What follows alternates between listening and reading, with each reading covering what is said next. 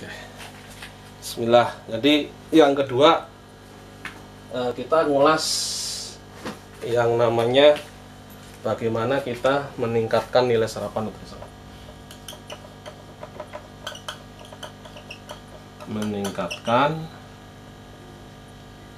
serapan pakan. Nah, ini meningkatkan serapan pakan. Apa sih yang harus dilakukan gitu? Karena di lapangan sering terjadi protein tinggi tapi tidak menambah pertumbuhan bobotnya ya, tapi hanya menambah dawa nih.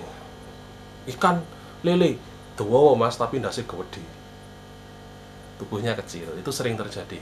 Nah, diberikan ke gurami atau berikan ke nila, lah iwake gede mas tapi gepeng, tidak terbentuk terus. Artinya apa? Sebetulnya pakan itu sudah mampu membentuk ruang gitu loh. Pakan itu sudah mampu membentuk ruang baru, ruang daging, kantong-kantong pembentuk dagingnya sudah terbentuk. Isine sing kurang. Kenapa protein harus diimbangi dengan amino, kalori, fosfor, mineral dan lain sebagainya supaya daging ini, ruang-ruang dagingnya ini terbentuk dengan baik. Jadi ini padat, dawa gede lilini, nilani ombo gede padat. Nah, terus bagaimana strateginya yang harus kita lakukan? Kita membuat ini. Satu, saya tidak pernah menyarankan metode fermentasi makan, kecuali ini pakan substitusi ya, makan yang kita buat sendiri bisa pakai fermentasi. Ini kita pakai strategi satu, ini kita pakai pakan yang kita beli, kita pakai pelet yang kita beli. Jadi misal kita mau beli pelet ikan di peletnya untuk gurami, mereknya opo, nah itu pakan yang jelek atau pakan yang bagus sebenarnya sama aja sih, bedanya apa sih, cuman harga aja, nutrisinya tidak jauh-jauh amat. Oke, bagaimana strateginya? Kita pakai metode ini, aplikasi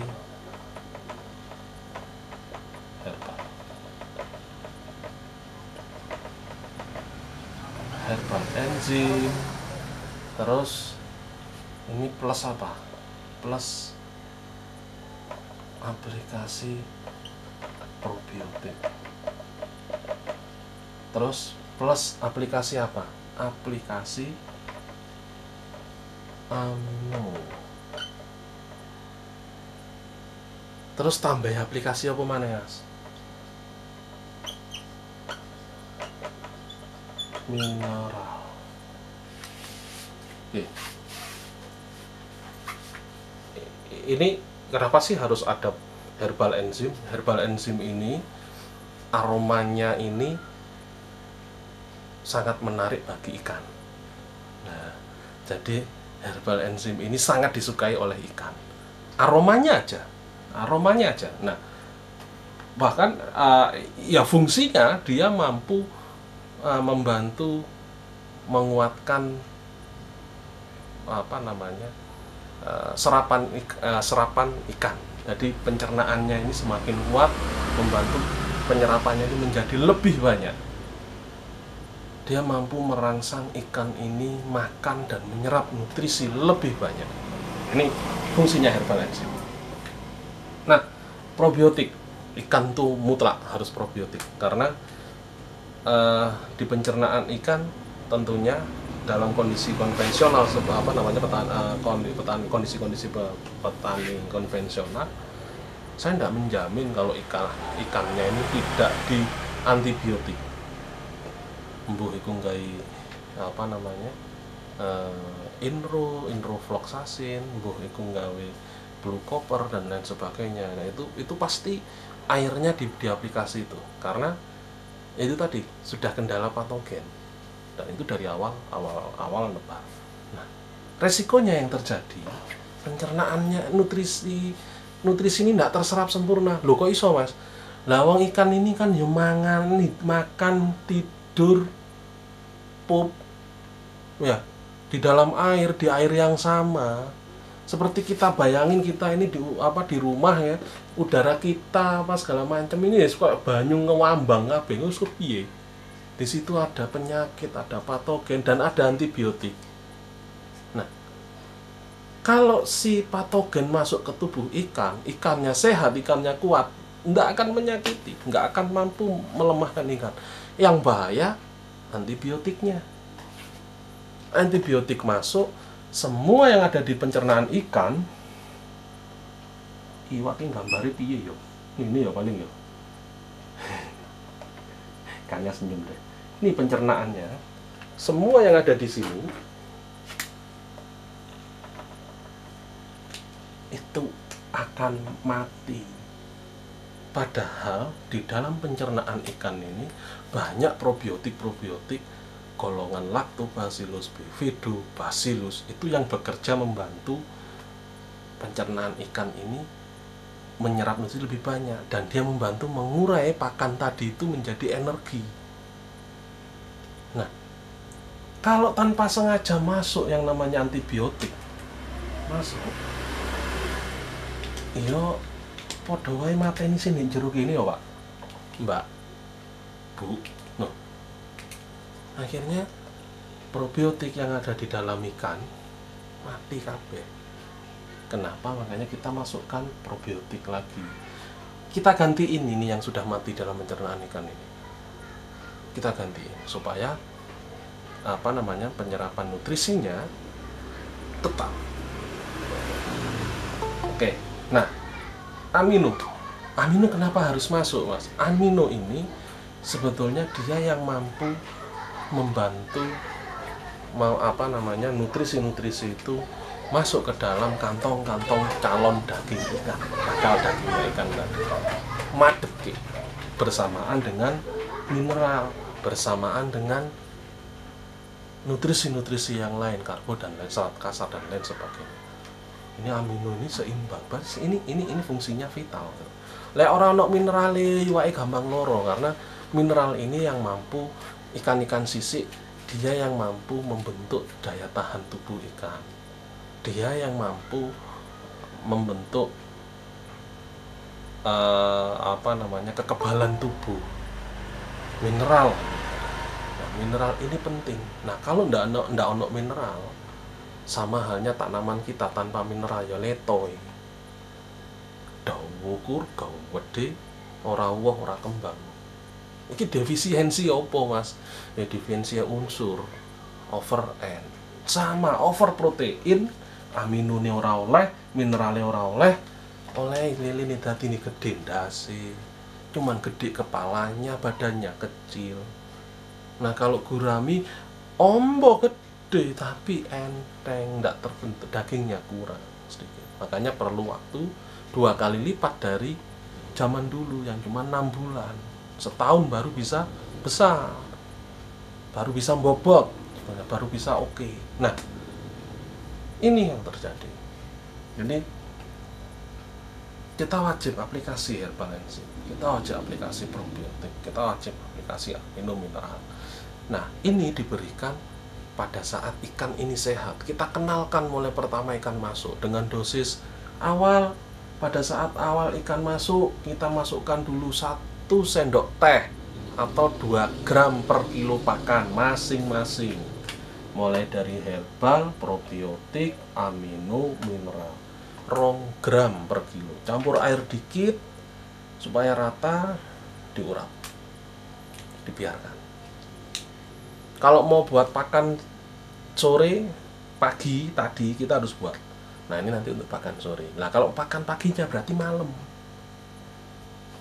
Belum lewat 24 jam enggak apa-apa. Maksudnya apa? Supaya nutrisi, probiotik ini masuk, terserap jadi satu dengan pelet itu tadi. Akhirnya akeh-akeh, hanya rata saja, cukup untuk meratakan bahan-bahan. Nah, ini diberikan. Jangan mau berikan 2 kali dalam sehari, ya monggo, pagi dan sore silahkan. Jangan mau berikan sehari sekali, saya sarankan pakan terakhir sore atau malam hari itu diberikan. Nah, Dengan pemberian ini, ikan ini mendapatkan nutrisi ini terus menerus setiap hari. Jadi pertambahan bobotnya menjadi baik setiap harinya, dan food conversion rasionya menjadi di bawah 1. Kenapa? Terserap sempurna.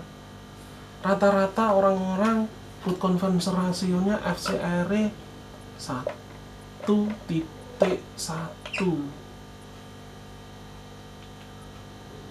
Artinya 1,0.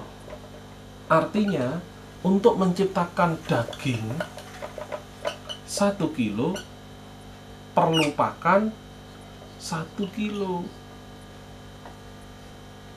Nah, kalau kita menerapkan teknologi yang tepat, kita menerapkan teknologi ini, yang paling penting itu serapannya. Kita berikan pakan itu di pangan, oke, tapi lek gak jadi daging, itu yang gak oke. Kita pengen menciptakan, kita dengan cara ini kita ingin menciptakan pakan ini. Untuk menciptakan daging 1 kilo hanya memerlukan 0,8 kilo pakan. Wolung on. Nah, ini kalau 8 on kita sehari, misal ya, dari 1 kilo peningkatan kita hanya memerlukan 0,8, itu ya kita sudah menang 0,2 dikalikan berapa loh, banyak, berapa ton pakan yang masuk. Ini 0,8, ini rata-rata, tapi pernah sih ada yang sampai 0,7, 0,6 itu ada. Cuman saya enggak rekomendasi. Kenapa? Bahannya mereka pakai enggak ada di sini. Contoh, mereka pakai bahan-bahan dari kayak maggot, tepung maggot. Nah, itu yang kita enggak punya. Ini sulit. Jadi kita sampai itu bisa 0,6. Tapi kalau kita dengan pakan yang kita beli aja, yang murah aja, kita bisa mencapai food conversion rasionya atau rasio konversi pakan, yang artinya setiap kilo pakan itu akan jadi daging, itu kita bisa mencapai 0,8 dari setiap kilo daging itu. Oh, juara. Artinya apa? Ikan ini pertumbuhannya optimal. Jadi ketika FCR-nya ini tinggi, itu sama artinya dengan ikan ini tidak menyerap nutrisi. Ketika FCR-nya ini rendah, mesti iwake sehat dari daging. Nah, dan itu terserap sempurna tentunya. Nah, jadi yang perlu kita perhatikan adalah keseimbangan nutrisi. Jadi untuk menjadikan 1 kilo pelet pakan ini menjadi tercukupi nutrisinya, tidak hanya proteinnya yang tinggi, kita perlu aplikasi herbal enzim dibantu oleh probiotik. Di probiotik itu ada asam laktat, ada protease yang mampu merubah protein menjadi amino. Nah, kemudian kita masukkan mineral sebagai pendukungnya. Dan mineral ini kebetulan yang disengaja sih. Yang namanya mineral dan herbal enzim, dia sebenarnya salah satu prebiotik. Panganane probiotik. Ketika probiotiknya dapat energi dari prebiotik ini, dari mana? Dari mineral dan herbal enzim, ya dia bekerja lebih cepat, dia bekerja lebih efektif. Artinya nutrisinya menjadi lebih mudah terserap akhirnya oleh ikan itu tadi. Jadi jawaban kenapa kok urangku cepat gede, kenapa kok iwakku cepat gede, padahal urung umurnya wis panen, ya itu tadi, dengan menerapkan herbal enzim, dengan menerapkan mineral. Itu prebiotik, itu energi yang dibutuhkan oleh si probiotik. Akhirnya probiotik bekerjanya menjadi lebih baik, menjadi lebih cepat. Nah, teman-teman, ini meningkatkan serapan pakan. Aplikasinya cuman ini doang. Nah, monggo silahkan. Sampai sini silahkan bertanya, dibuka mikrofonnya, sambil mau dinyalakan rokoknya, mau diseruput kopinya, monggo. Saya juga mau minum dulu, haus. Jadi ini, saya ulangi, bagaimana meningkatkan serapan pakan pada ikan sehingga FCR-nya itu bisa di bawah 1. Jadi ini pakan yang kita beli ya, pakan pelet, pakan merek lah, pakan pabrikan lah. Sebetulnya istilahnya pabrikan atau enggak itu aku kok ya rotok kagok. Apa yang harus dimasukkan? Masukkan herbal enzim, masukkan probiotik, amino dan mineral. Nah, itu masukkan terus menerus, setiap hari dimasukkan terus menerus. Pertumbuhan ikan ini mulai pertama dia akan terpenuhi sudah nutrisinya. Serapannya juga akan bagus. Dengan demikian, ikan ini hidup untuk tumbuh optimal, untuk berkembang. Bukan dia ini dikasih pakan untuk hidup, tapi untuk dia bertumbuh dan berkembang dengan bagus. Jadi panen ini sudah cepat. Nah, dengan catatan tentunya airnya sudah tidak bermasalah. Nah, itu. Jadi monggo silakan pertanyaannya. Satu persatu dibuka mikrofonnya.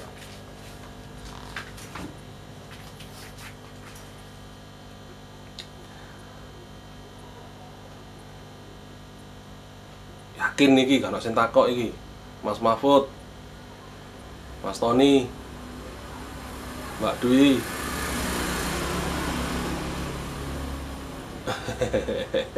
Silakan. Jadi apa namanya? Sederhana toh? Piye sih caranya meningkatkan serapan pakan ya? Supaya konversi rasionya di bawah 1. Sederhana, kita aplikasikan enzim, herbal enzim, kita masukkan probiotik, amino dan mineral. Hubungannya itu apa, Mas? Lah itu satu rantai kok. Probiotik ini mutlak, dia yang membantu serapan pakan di dalam pencernaan. Dia yang mampu mengurai protein menjadi amino. Dia yang mampu si probiotik ini menghambat masuknya cemaran-cemaran, yang mampu menghambat patogen, yang mampu dengan adanya di situ probiotik, salah satunya ada bacillus yang mampu memecah karbonnya si antibiotik, akhirnya tidak meracuni ikan dan tidak meracuni probiotik di dalam pencernaan ikan. Sederhana aja, kita aplikasi herbal enzim, kita aplikasi probiotik, amino, mineral. Nah, sampai di sini ini sebetulnya bukan sesuatu yang sulit, tapi rata-rata petani itu kalau sudah bagus ora diteruski, padahal standar dengan aplikasi ini, mulai dari manajemen aquakulturnya yang baik, mulai dari pakan yang tersedia, manajemen pakan ini masuk manajemen pakan, terjadi efisiensi banyak sekali, efisiensi pakan, efisiensi obat-obatan, dan tentunya efisiensi waktu, karena panennya lebih lebih cepat, panennya menjadi lebih singkat. Orang dewi setiap kali berikan pakan ikan itu kita hanya pokoknya wae urip mangan, terus panennya kapan nggak tahu. Lah ketika panennya molor 1 bulan, ya artinya kita menyiapkan pakan untuk 1 bulan. Nah ketika kita menyiapkan pakan untuk 1 bulan, resiko terjadi itu banyak sekali, serangan hama, patogen, urung kok dicolong garangan kupluan. Nah ini resikonya semakin banyak. Ketika memang siap panen, usianya sudah siap panen, ya segera dipanen. Saya kira Kak gurami ini lebih stabil harganya dibandingkan dengan lele ya. Tapi kalau lele kita mampu panen di bawah 3 bulan, kita sudah panen 60 hari kita panen, di ses rata-rata, ses yang inilah umum lah, 18 lah, itu ses umum 18 110, 1 kilo isi 8 isi 10 ekor lele itu kita masih punya margin loh, masih gede loh, labanya lumayan. Padahal kita pakan beli, tidak buat sendiri. Padahal kita tidak menggunakan perangsang, pertumbuhan, obat-obatan.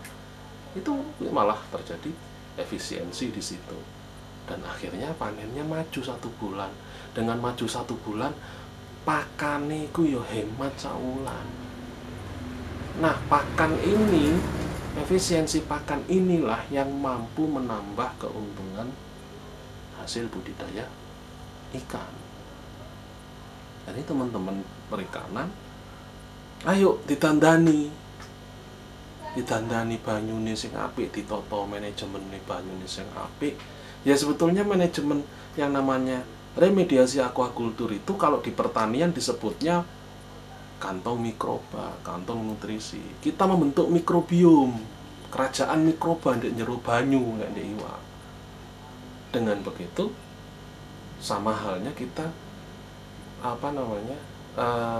dari awal ini sudah menekan datangnya patogen, penyakit dan lain sebagainya. Oke. Ayo pertanyaannya silakan, sebelum iki sik suwi loh, sik 8:30 loh. Kita masih punya waktu setengah jam. Jadi kita mau masuk materi selanjutnya. Kalau tidak ada pertanyaan, monggo. Mas Rido. Halo, Assalamualaikum. Waalaikumsalam, monggo. Pak Wahyu. Siap, silakan. Gimana kabarnya, Bro? Saya mau menanyakan, Pak, yang tadi yang 3 poin yang sebelum masuk ke metode dan serapan pakan ikan. Kan ada 3 poin. Manajemen air, terus kemudian apa Pak yang poin 2 dan 3-nya? Manajemen air, terus yang keduanya itu tadi apa ya? Ada yang ngingetin, kok saya tiba-tiba lupa. Sebentar, tak ngambil di sini. Jadi daya tahan ikan itu dipengaruhi oleh manajemen air yang bagus, ekosistem aquacultur yang bagus, terus yang kedua nutrisi pakan yang tercukupi. Nah, yang ketiga kita pemanfaatan herbal, enzim dan probiotik.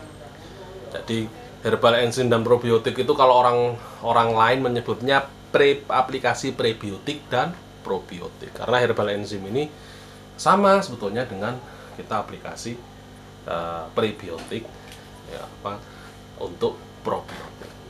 Jadi itu Mas, jadi tiga faktor itu tadi untuk membentuk itu tadi ya. Kenapa?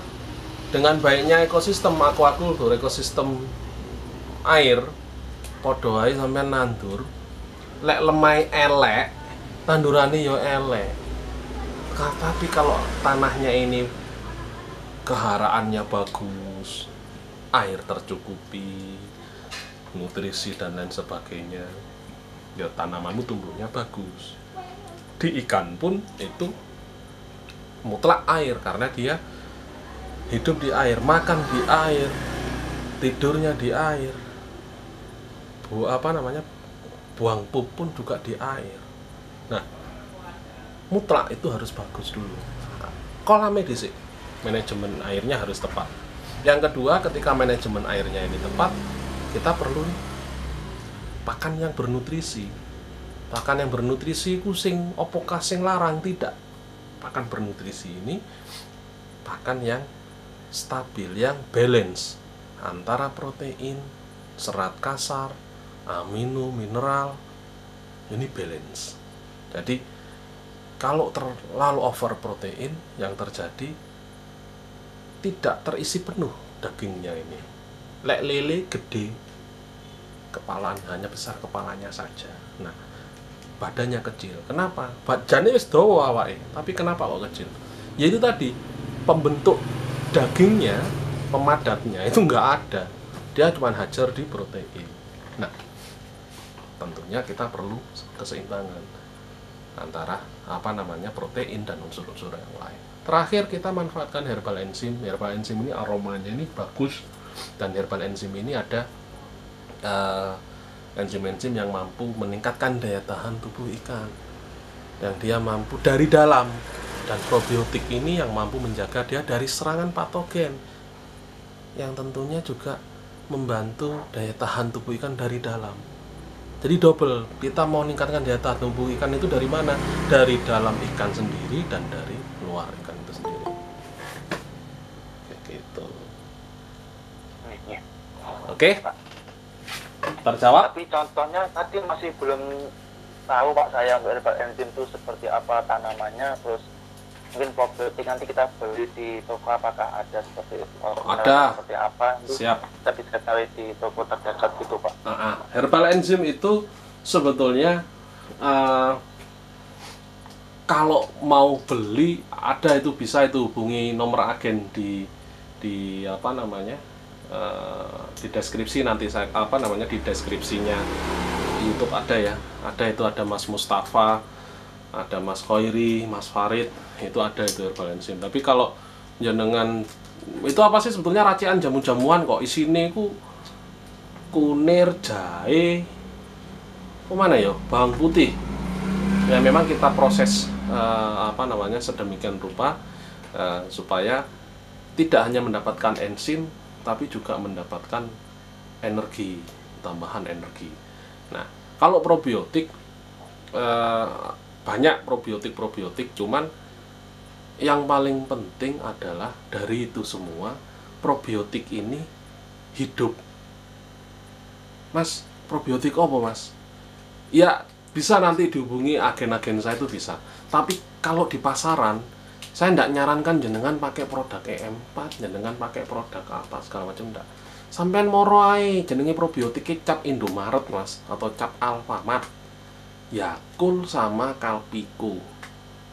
Iku wis apik. Tinggal nanti itu di diaerasi, diperbanyak dengan bahan-bahan komposti. Jadi probiotik itu di bahan komposti, cuman kompostinya tanpa kompos. Nah, kita buat, saya tadi sebutin komposti probiotik, ada komposti dekomposer. Komposti dekomposer itu yang biasa kita pakai, komposti vegetatif generatif itu yang untuk tanaman. Nah, komposti probiotik itu sing piye? Ya komposti itu bahannya itu cuman tanpa kompos, karena ini untuk ke ikan, nantinya juga ke pakan. Orang lain kayak kompos. Nah, itu dengan bahan-bahan yang sama, tentunya dengan tambahan sedikit gula atau molasses, karena targetnya adalah probiotik. Cak Sukron tas tekorek. Gitu Mas Rido. Bagaimana? Terjawab? Sami-sami Mas Rido. Nggih. Oke, jadi teman-teman sekalian,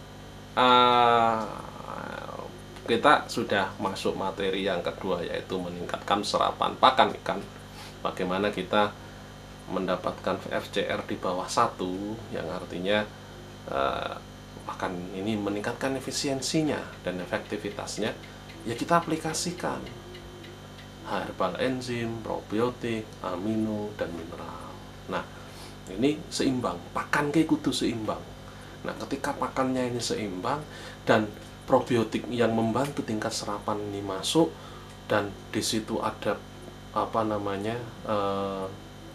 protease, enzim protease ini yang merubah protein menjadi amino ini masuk, tentunya dia akan menjadi daging yang baik. Iwake gede tur bobot. Jadi bukan gede-gede gopong, itu mboten. Dan tentunya ikannya ini menjadi ikan yang sangat sehat.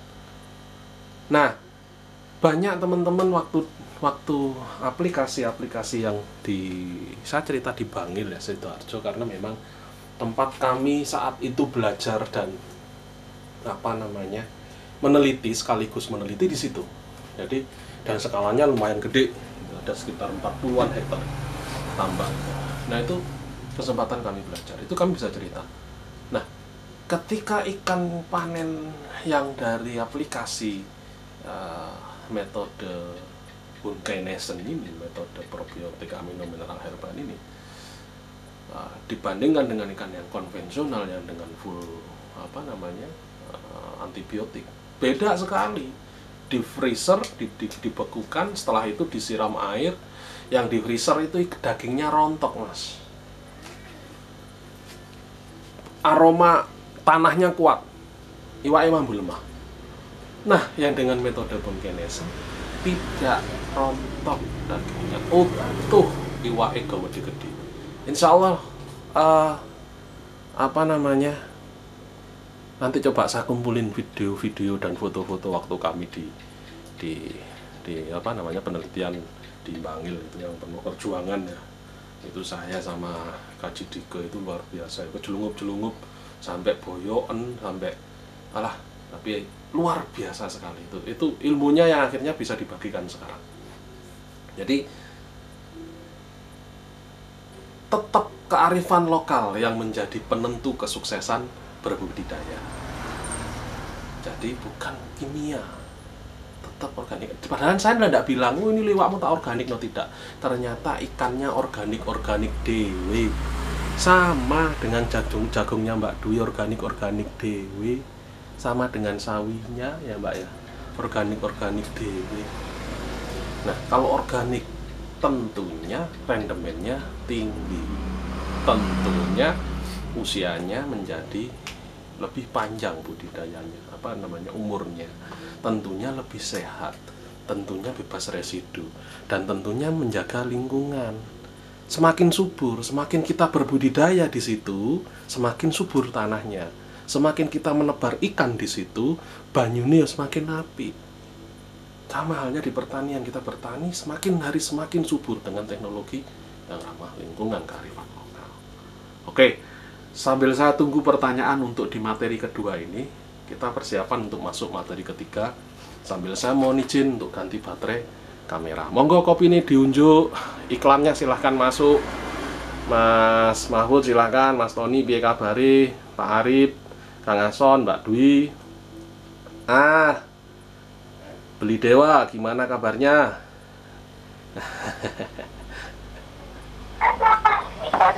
Pade, baik.